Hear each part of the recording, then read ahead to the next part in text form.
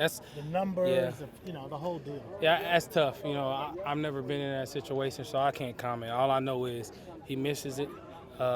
Anytime you love a game as much as a guy like that, you're going to definitely miss it. But at the same time, business is business.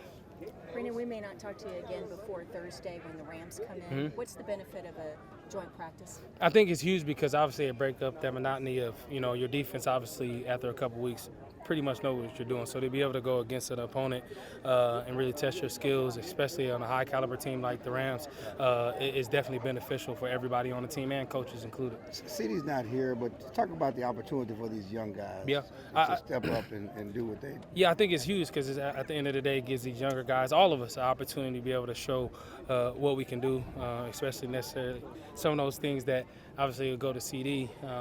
It gives you the opportunity to show that you can do some things too. So it's huge to be able to take advantage of every opportunity.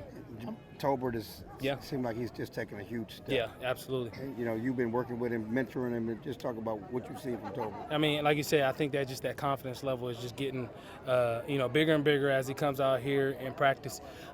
He's making plays every single day and not worrying about the things that don't matter and just coming out practicing and giving his all. Your comfort level in this offense right now compared to this time last year, what would you say are the biggest differences? Always comfortable no matter the time, no matter the place, no matter where. I just look forward to continue to just build and help this team the best way I can.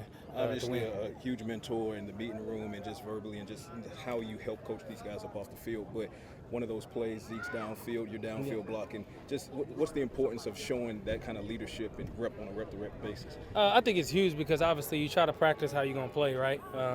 And that's what it's all about, just being there for one another.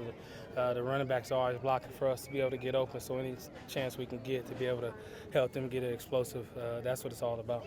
How hard is it to go up against a Zimmer defense? Now that you've seen it up close for at least 2 years. It's great because obviously he's going to test pretty much every area in your offense. So to be able to have that every single day in practice is just going to make us better. So come game time, we'll have a lot of answers. Brandin, what's been your favorite part of training camp so far? Favorite part? Especially here, just, building that team camaraderie. Being out here, away from the family, away from your home base, being able to just build on and off the field with your teammates, I think is huge, especially when we're trying to get done what we want to get done. We've heard the rookies are a lot better at singing this year. Yes, a lot better. It's probably one of the best rookie classes I've seen for sure. Who stands out? Pretty much everybody. Tyler Guyton did an amazing job. All of them, our receivers, is kind of let us down so far, so we'll make them go back up. But other than that, everybody else has been pretty good. For CeeDee, Coach said that when he does get here, it'll be a ramp up. Can you just talk about what this process is at this part of camp and how important this time is to get where you want to be before the opener? I mean, it's huge, but like I said, I know CeeDee, I know what he's doing. He's working.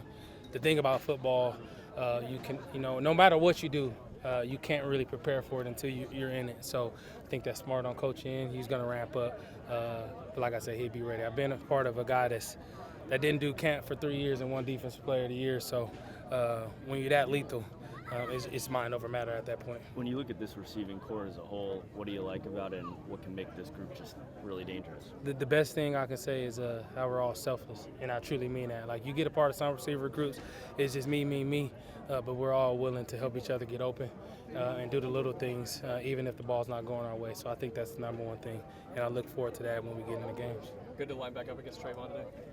Yeah, absolutely. I mean, anytime you get that caliber of player to be able to go against in practice, you cherish those moments.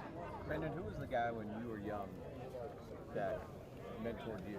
I would say in my room, Marcus Colston, but just overall, Drew Brees. My first 3 years, I actually moved to Del Mar, right next door to him, just to be able to spend that time with him and learn his process. And then Darren Sproles was out there during that same time. So those 3 guys. Did that teach you to pass it on part of the whole thing? Absolutely. I mean, that's what they all kind of, told me to do. They never want anything from me, but just kind of pass it on, respect the game. And that's why I tell these younger guys, it's like, I don't want nothing from you. But when you get in that position, pass it on. Why do you take so much pride in setting the example of what to do away from the facility, from practice and all that? Because for me, it's just a lifestyle. You know what I mean? Like, there's no turning it on and off. It's how I was raised.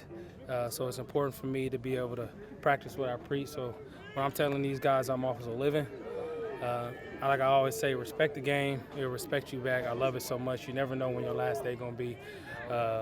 So really just give it your all on and off the field. Don't try to turn it on and off. When did you feel comfortable being that guy who felt you could say stuff to mentor guys? Did it take a couple of years to?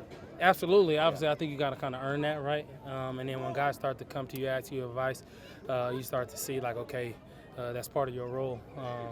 And you cherish that, you take advantage of that, and you do the best that you can to be able to pass it along. How do you balance being a mentor and saying, hey, I'm out to play too? No doubt. You know what I mean? No doubt. Don't Don't get it twisted now. No, I'm not just teaching. No, teaching. I say that all the time. Like, I'm not just teaching. I'm out here to make plays, help this team win too. But the way I balance that is just because when I'm telling these guys, it makes me check myself, right? And come out to practice and practice at that high level in a show like that.